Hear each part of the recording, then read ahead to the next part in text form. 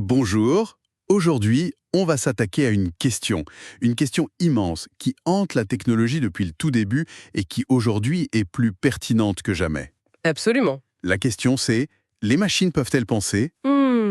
Pour essayer d'y voir un peu plus clair, on va se plonger dans une seule source. Mais quelle source? C'est la pierre angulaire de tout, l'article de 1950 Computing Machinery and Intelligence d'Alan Turing. Le texte fondateur. Exactement. Et notre objectif, c'est de comprendre comment ce génie a pris cette question philosophique, presque insoluble, pour en faire un vrai défi, un défi concret. Et on va voir à quel point ces arguments, qui ont plus de 70 ans, sont toujours au cœur de nos débats. Absolument. Et il faut bien mesurer l'audace du geste. À l'époque, en 1950, les ordinateurs, c'est des armoires géantes qui calculent les trajectoires de missiles. C'est ça. Et lui, il se demande déjà s'ils peuvent penser. Mais il comprend tout de suite que la question en elle-même est un piège. Comment ça? Qu'est-ce que ça veut dire, penser? Et c'est quoi une machine? C'est un débat de philo qui n'en finit pas. Du coup, son but, il le dit, c'est de mettre cette question de côté pour la remplacer par une autre. Une qui ressemble, mais qu'on peut enfin mesurer, sans se perdre dans les mots. C'est la démarche du scientifique, en fait. Si la question est mal posée, on change la question. C'est ça. Alors comment il s'y prend?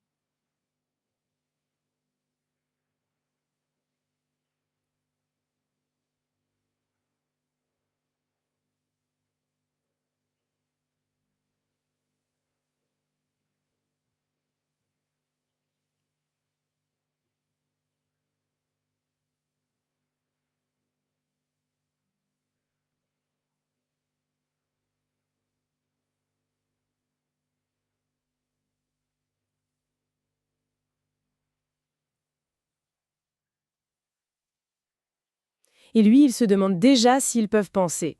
Mais il comprend tout de suite que la question en elle-même est un piège. Comment ça? Qu'est-ce que ça veut dire, penser? Et c'est quoi une machine? C'est un débat de philo qui n'en finit pas.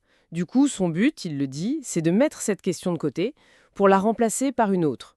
Une qui y ressemble, mais qu'on peut enfin mesurer, sans se perdre dans les mots. C'est la démarche du scientifique, en fait. Si la question est mal posée, on change la question. C'est ça. Alors comment il s'y prend? Il propose un jeu, ce qu'il appelle le jeu de l'imitation. Oui, et la mise en scène est d'une simplicité et d'une intelligence redoutables. Imaginez, on a 3 personnes. D'accord. Un interrogateur, qu'on appelle C, qui est seul dans une pièce. Et dans une autre pièce, il y a un homme A et une femme B. Ok. L'interrogateur C ne peut communiquer avec eux que par téléscripteur, l'ancêtre de nos messageries instantanées. Il ne les voit pas, il ne les entend pas. D'accord, donc la communication est purement textuelle. Exactement. Et son seul but, c'est de deviner qui est l'homme et qui est la femme en leur posant des questions. L'homme A doit essayer de le tromper et la femme B doit l'aider. Donc, en fait, on élimine tout le physique, C'est ça. la voix, le look, l'écriture même, on ne garde que les mots. Voilà, c'est une distillation pure de la communication intellectuelle. On pourrait demander n'importe quoi, j'imagine. Quelle est la longueur de vos cheveux ou... Ou parlez-moi de votre passion pour la mécanique, oui. Et c'est là que réside le génie du truc. Ça isole la capacité à manipuler le langage, les idées, de tout le reste. Peu importe que la machine soit une boîte en métal ou un programme dans le cloud. Exactement. Ce qu'on teste, c'est la performance cognitive brute. Et là, Turing opère son grand retournement. Il dit « Maintenant, posons la nouvelle question. Que se passe-t-il si une machine prend la place du joueur A ?» Ah, et là, le but du jeu change complètement. Bah oui, La question pour l'interrogateur n'est plus « qui est l'homme ?», mais implicitement « qui est l'humain et qui est la machine ?» c'est ça. Et le test est réussi si l'interrogateur se trompe aussi souvent que quand il y avait un homme et une femme. C'est ça le fameux test de Turing. C'est précisément ça. Et Turing donne des exemples qui montrent bien toute la subtilité que ça demande. Ah oui, L'interrogateur demande « Veuillez m'écrire un sonnet sur le pont du Fort ». Bon. Une machine basique, soit elle plante, soit elle sort un poème parfait mais sans âme. oui, très robotique. La machine de Turing, elle répond « Ne comptez pas sur moi pour ça. Je n'ai jamais su écrire de poésie. Ah oui, c'est brillant. C'est une esquive pleine de fausse modestie. C'est terriblement humain. » J'adore l'autre exemple, celui du calcul. L'interrogateur demande « Ajoutez 34 967 à 70 064 ». Oui. Un ordinateur, même de l'époque, donnerait la réponse instantanément. Et il se trahirait tout de suite. La machine de Turing, elle attend une trentaine de secondes. Une pause. Oui, une pause, avant de répondre correctement 105 621. Cette imperfection calculée, c'est la clé de l'imitation. Elle simule l'effort. Elle ne performe pas juste l'intelligence, mais aussi les limites apparentes de l'intelligence humaine. C'est que Turing ne s'arrête pas là. On dirait qu'il a une boule de cristal. Il anticipe toutes les critiques. Toutes. Et il y répond avant même qu'on les formule.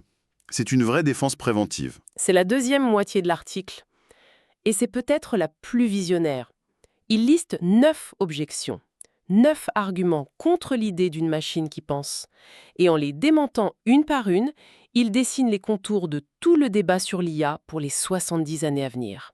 Alors parlons de la plus célèbre, celle qui vient tout de suite à l'esprit, l'argument de la conscience.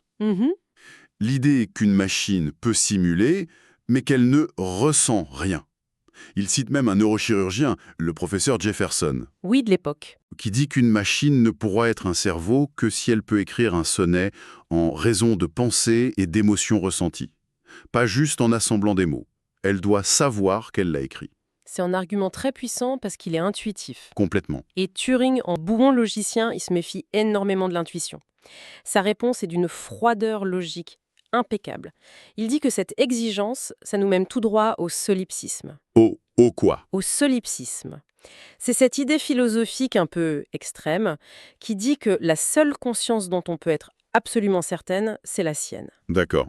En gros, le seul moyen de savoir à 100% que vous pensez, c'est d'être vous. C'est ça. Je ne peux pas être dans votre tête, donc je ne peux jamais être totalement sûr que vous n'êtes pas un automate ultra sophistiqué. Voilà. Et si on applique cette exigence de certitude absolue, alors on ne peut plus discuter de la pensée, on n'est même pas sûr que notre voisin pense. Alors Turing dit « Sortons de cette impasse. Comment? Adoptons ce qu'il appelle une convention polie. On part du principe que tout le monde pense et on juge sur les actes, sur le comportement. » Et son test, c'est justement ça, un critère externe. On ne demande pas est-ce que la machine ressent, on demande est-ce que la machine se comporte d'une manière indiscernable d'un être qui ressent. C'est une pirouette logique, mais elle est brillante, très pragmatique. Mais est-ce que ce n'est pas aussi une sorte d'aveu d'échec? En gros, il dit « Comme on ne peut pas prouver la conscience chez les autres, arrêtons de l'exiger pour les machines. » Est-ce qu'il ne contourne pas le problème? C'est une excellente question. On peut le voir comme ça. Mais on peut aussi le voir comme une redéfinition de l'intelligence. Il la sort du domaine de l'expérience interne, subjective, Invérifiable? invérifiable, pour la placer dans le domaine de la performance externe, objective et vérifiable. Pour lui, si une chose parle comme un canard, nage comme un canard et cancane comme un canard, alors il est pragmatiquement justifié de l'appeler un canard, sans se torturer pour savoir si elle a une âme de canard. D'accord, je vois l'idée. Une autre objection qu'il aborde, c'est celle de Lady Lovelace, Ah oui, la pionnière. la collaboratrice de Charles Babbage au XIXe siècle. Elle disait qu'une machine ne peut rien créer d'original. Elle ne fait que ce qu'on lui ordonne. L'argument de la machine exécutante. On l'entend encore partout aujourd'hui. Et la réponse de Turing est double. D'abord, une réponse très personnelle, presque une anecdote. Ah bon? Il dit que les ordinateurs avec lesquels il travaille le surprennent très fréquemment. Parce que, même s'il a écrit le programme, les conséquences sont parfois si complexes qu'il est incapable de prédire le résultat. L'idée que le programmeur contrôle tout, c'est une illusion. C'est une très bonne remarque, ça. Un bug dans un jeu vidéo, ce n'est pas voulu par le programmeur. C'est une conséquence inattendue des règles qu'il a écrites. Exactement. Et sa deuxième réponse est plus théorique. Il dit que l'objection de Lovelace vient peut-être du fait qu'elle n'imaginait que des machines pour une seule tâche. Or, les ordinateurs qu'il conçoit sont des machines universelles. C'est-à-dire? Une machine universelle peut, en théorie, imiter n'importe quelle autre machine. Donc, si on pouvait un jour construire une machine créative, eh bien la machine universelle pourrait imiter son comportement. La limite n'est pas dans la machine, mais dans notre capacité à écrire le bon programme. Il retourne complètement l'argument. La question n'est pas « les machines peuvent-elles être créatives ?», mais plutôt « sommes-nous assez intelligents pour programmer la créativité ?» C'est subtil. Et parmi les autres objections, lesquelles vous semblent particulièrement pertinentes aujourd'hui? Alors il y a l'argument de l'informalité du comportement. C'est l'idée que la vie humaine n'est pas régie par un ensemble de règles fixes. D'accord. On ne peut pas écrire un livre de règles qui décrirait comment un humain doit réagir dans chaque situation. Si on pouvait, on serait des automates. Comment une machine qui par définition suit des règles pourrait imiter un comportement qui semble ne pas en avoir? C'est un point très fort, ça. C'est l'imprévu, la nuance, le fameux bon sens qui semble hors de portée d'un code. Et la réponse de Turing, c'est de dire qu'on confond deux choses, les règles de conduite et les lois du comportement. La différence? Les règles de conduite, c'est ce qu'on suit consciemment. S'arrêter au feu rouge, par exemple. Les lois du comportement, ce sont les principes physiques, logiques, qui régissent notre cerveau, et qu'on ne connaît pas encore. Ah. Pour Turing, le fait qu'on ne soit pas capable de lister les lois qui nous gouvernent ne veut pas dire qu'elles n'existent pas. On est juste une machine si complexe qu'on ne se comprend pas nous-mêmes. On serait donc des machines qui suivent des règles, mais des règles si incroyablement complexes qu'on a l'impression d'être libres et imprévisibles. Ça donne le vertige. C'est ça. Bon, après avoir méthodiquement démonté tous ces arguments, où est-ce qu'il veut nous emmener? Quelle est la suite? La suite, c'est sa proposition la plus prophétique, je crois. Il constate qu'essayer de programmer directement un esprit adulte, avec ses milliards de connaissances, de subtilités, c'est une tâche titanesque. C'est clair. Alors, il propose de prendre un raccourci. Il dit, au lieu de simuler un esprit adulte, pourquoi ne pas simuler un esprit d'enfant? Et ensuite, soumettre cet esprit à une éducation. C'est le concept de machine qui apprend, de learning machine. On ne construit pas la cathédrale, on plante la graine et on lui donne de l'engrais. C'est une très bonne image. On crée une machine enfant avec des mécanismes de base très simples, beaucoup de pages blanches, et on la laisse apprendre. C'est fascinant. C'est plus que fascinant, c'est exactement le paradigme qui domine l'IA aujourd'hui. Il imagine un processus d'éducation avec des récompenses, des punitions. L'apprentissage par renforcement. Ce qu'on appelle aujourd'hui l'apprentissage par renforcement, mais il ajoute qu'il faudrait d'autres canaux de communication, pour lui apprendre une langue par exemple. Et puis il fait cette analogie extraordinaire avec l'évolution. Laquelle? La structure initiale de la machine, c'est le matériel héréditaire. Les changements qu'on apporte au programme, ce sont les mutations. Et le jugement de l'expérimentateur qui dit « ça c'est bien, ça ce n'est pas bien », c'est la sélection naturelle. Ce qui est incroyable avec cette idée, c'est que ça implique une perte de contrôle. Si la machine apprend par elle-même, on ne comprend plus forcément comment elle arrive à ses conclusions. On sait ce qu'on a mis au début, on voit ce qui sort à la fin, mais le processus au milieu devient une boîte noire. Une boîte noire. C'est un point absolument crucial. Et il l'écrit noir sur blanc. L'enseignant d'une telle machine, dit-il, ignorera souvent en grande partie ce qui se passe à l'intérieur. C'est fou. C'est une description parfaite de notre situation actuelle avec les grands modèles de langage comme GPT-4.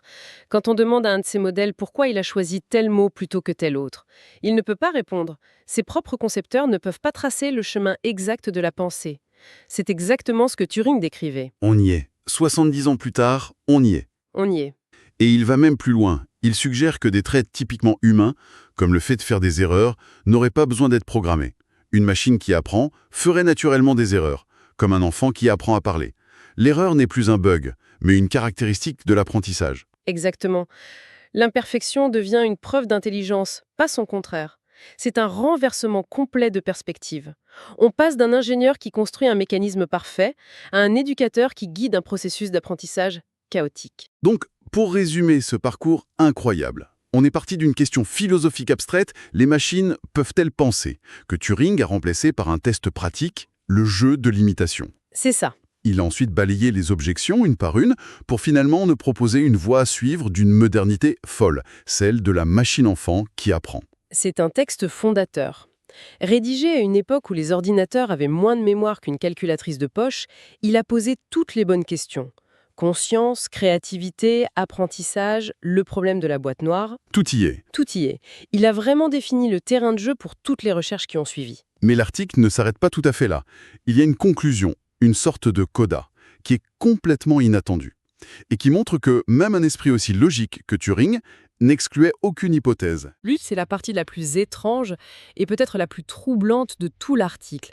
Il aborde ce qu'il appelle l'argument de la perception extrasensorielle, ou ESP. L'ASP, Il parle de télépathie, de clairvoyance, des phénomènes qui, s'ils existaient, dit-il, nieraient toutes nos idées scientifiques habituelles. attendez, c'est fascinant et complètement déroutant de la part de Turing. On parle de l'un des pères de l'informatique, un esprit d'une rigueur mathématique absolue, et il termine son article fondateur sur la télépathie. Est-ce qu'il y croyait vraiment? Ou c'était une façon de montrer les limites ultimes de son propre test? C'est la grande question. Il semble prendre la possibilité au sérieux, en tout cas statistiquement. Il dit que les preuves statistiques en faveur de la télépathie sont écrasantes. C'est une affirmation qui était courante à l'époque dans certains cercles. Mais très contesté depuis. Très contestée depuis. Et il va même jusqu'à imaginer un scénario cauchemardesque pour son test T. Et si l'interrogateur parvenait à deviner les réponses non pas par la logique, mais par télépathie, le test serait complètement faussé.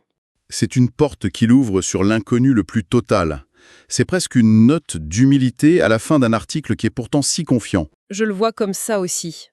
Après avoir construit ce magnifique édifice logique pour encadrer le problème de l'intelligence, il termine par une pensée provocatrice. Et ça nous laisse avec une question vertigineuse, venant d'un des esprits les plus rationnels du XXe siècle.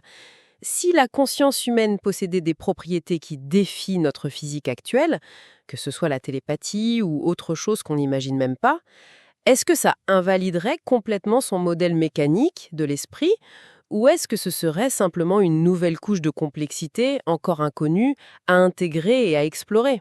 C'est une invitation à ne jamais être tout à fait certain de ce qu'on croit savoir. Exactement.